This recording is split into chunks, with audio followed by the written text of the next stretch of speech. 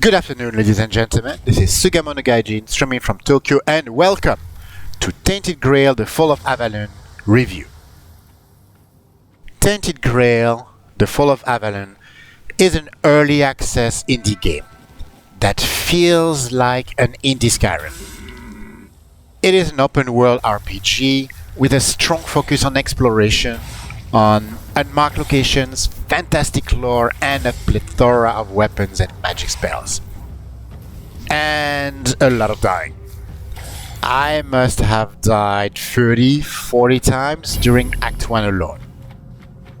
At the moment, Act 1 storyline is close to complete. And we can already have a look at the Act 2 area, even though the quests are not there. For reference, you can have a look at my playthrough, which will be in the same folder as this video. The price is currently 3,400 Japanese yen in early access, which is where I live, but will be £24.99 in the UK, €28.99 in the Eurozone, and $29.99 for our friends in the US. Tainted Grail takes place in a dark fantasy world, inspired by the legend of King Arthur, with very strong Celtic culture and folklore influences. While I am personally not particularly inspired by the legend of King Arthur, I have to admit that I found the setup much more compelling than I expected.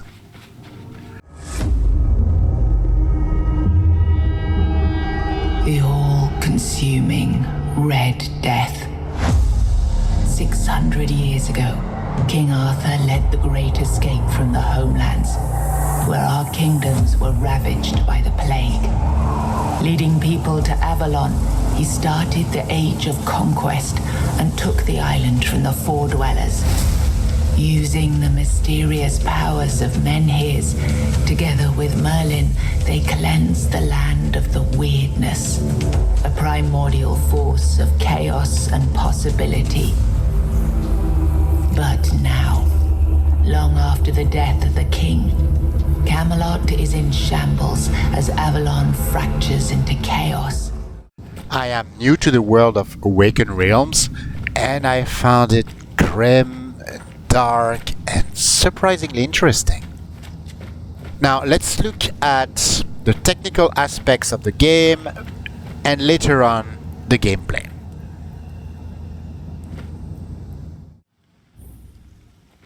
From a technical perspective, we have to say that the game is still in early access, so we have to understand that.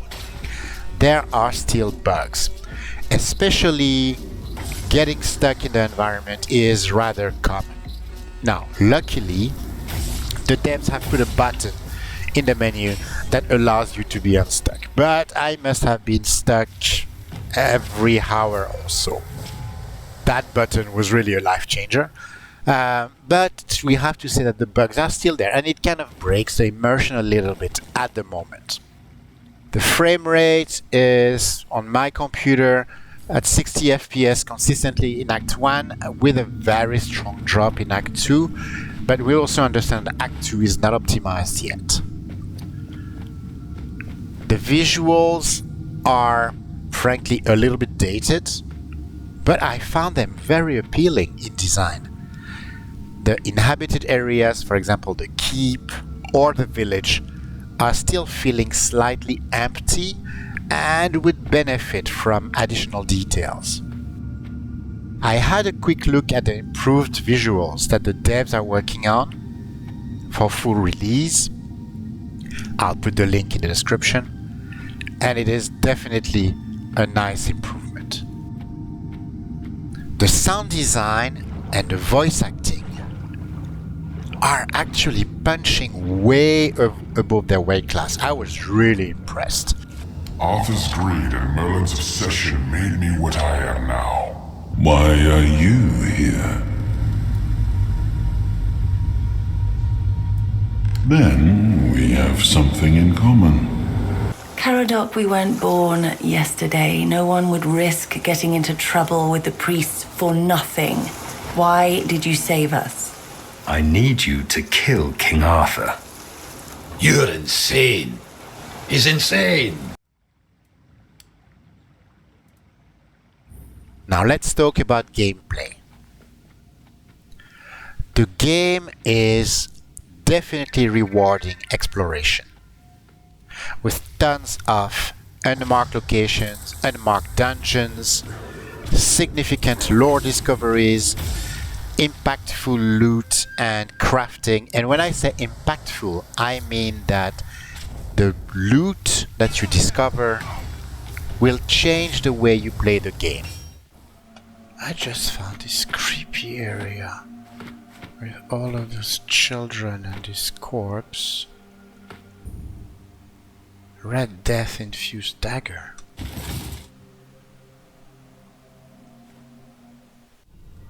That's what I mean by impactful. Combat. The combat feels serviceable, but not fantastic yet. You will die. A lot. It is not that you need to prepare yourself. It is just that at this moment there are areas where you clearly feel that you are underleveled. And you are still very much a glass cannon.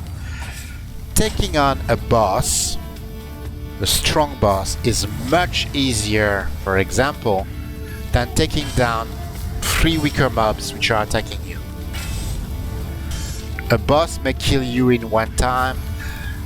The mobs will kill you maybe in 2 blows, but being surrounded by 2 or 3 mobs is still extremely difficult. And there is a little bit of balance here that needs to be reworked.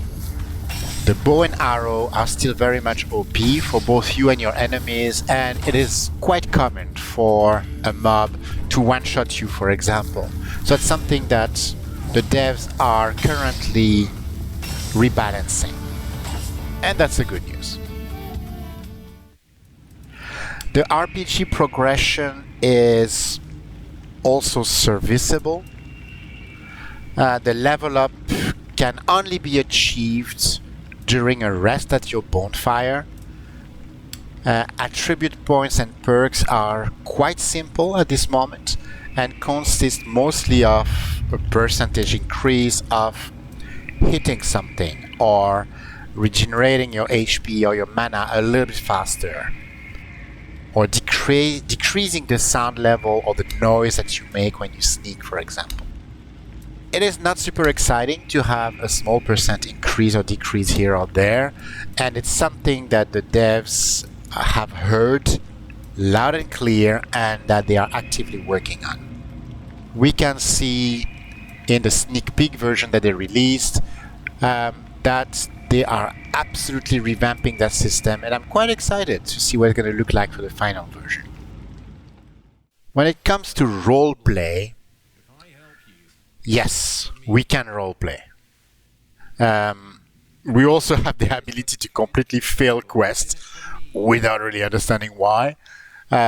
Simply because maybe you didn't lie to someone, or maybe you were not friendly enough to somebody else. And yes, it's great. You can be a jerk if you want. You can be a nice guy if you want. Now, you don't have hundreds of choices for each quest, so there are some times where I found the choices a little bit limited, being Charybdis and Scylla as 2 choices which I didn't really like. But that's what RPG is about, right?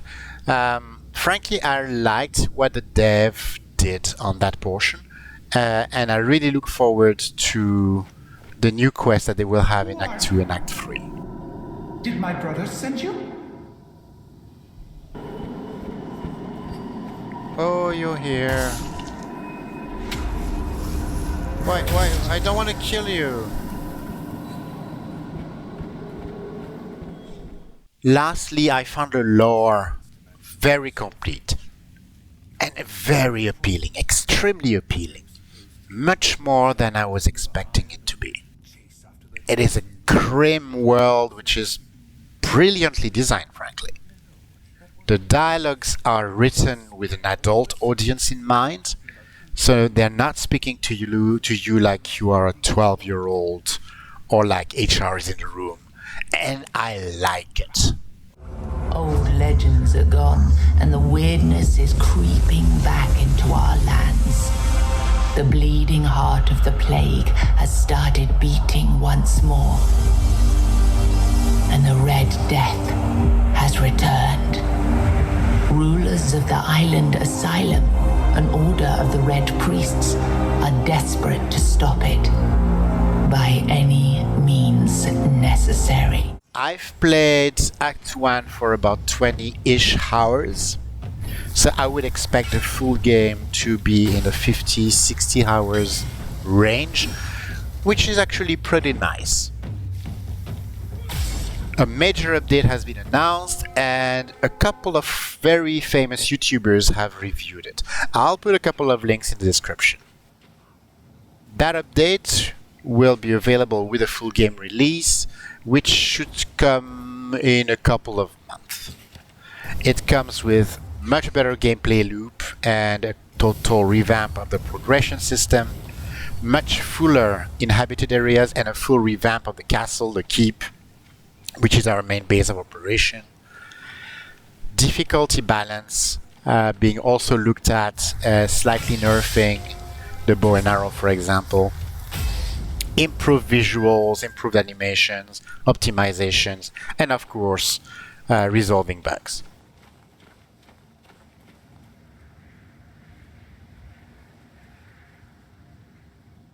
All in all, if a grimmer, darker version of an indie Skyrim sounds appealing to you, this is definitely a buy. When the game releases, I will absolutely buy it and completely play through the game. I am so excited about the full release. Guys, I hope it gives you my perspective. If you like what you're hearing, go and play the game. I strongly recommend it. Thank you for listening, and goodbye.